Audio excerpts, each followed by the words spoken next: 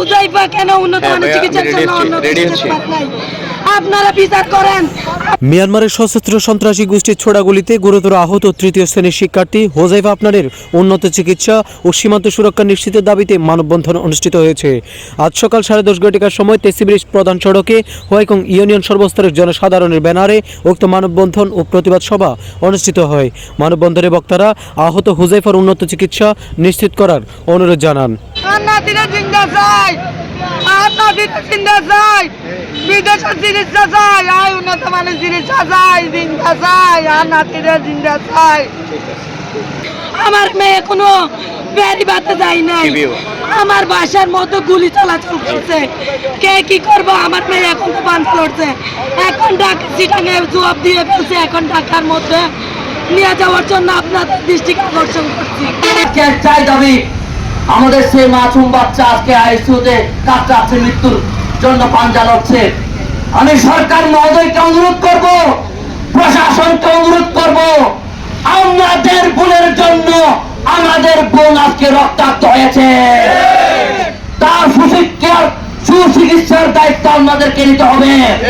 তাই তার সুস্থ না হওয়া পর্যন্ত যত সুশিক্ষার দরকার হয়, সরকার মহোদয়ের কাছে আমরা সকলে এলাকাবাসী অনুরোধ করব তার যাতে চিকিৎসার দায়িত্ব বা সরকার গ্রহণ করে। 24 ঘন্টার মধ্যে যদি তার উন্নত চিকিৎসার ব্যবস্থা করা না হয়, তাহলে এলাকার জনগণ বিকল্প কর্মসূচি দিয়ে সেই চিকিৎসার ব্যবস্থা নিশ্চিত করবে ইনশাআল্লাহ। বক্তারা আরও বলেন, একজন নিরীহ শিশু শিক্ষার্থীর উপর সীমান্তের উপর থেকে গুলি এসে লাগা চরম মানবতা বিরোধী কাজ। আন্তর্জাতিক আইন লঙ্ঘন করে মিয়ানমারের বিদ্রোহী গোষ্ঠীর এমন কর্মকাণ্ড কোনোভাবেই মেনে নেওয়া যায় না। সীমান্ত এলাকায় বসবাসকারী সাধারণ মানুষ প্রতিনিয়ত আতঙ্কের মধ্যে দিন কাটাচ্ছে। বিশেষ করে শিশু ও নারী সবচেয়ে বেশি ঝুঁকির মধ্যে রয়েছে। দ্রুত কূটনৈতিক উদ্যোগ নিয়ে সীমান্তের স্থায়ী শান্তি নিশ্চিত করতে হবে। প্রশাসনকে উদাত্ত করতে বলতে চাই, আমরা অনেক সহ্য করেছি।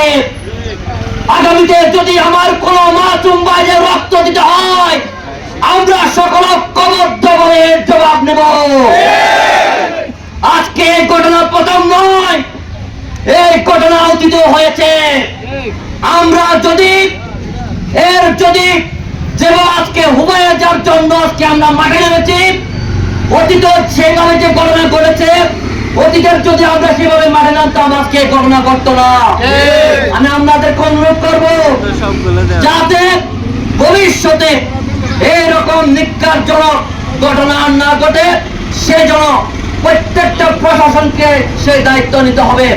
উল্লেখ্য, গতকাল মিয়ানমার রাখাইন থেকে বিদ্রোহী গ্রুপের ছোড়া গুলিতে শিক্ষার্থী হুজাইফা সুলতানা আফরান মাথায় গুলি লেগেছিল।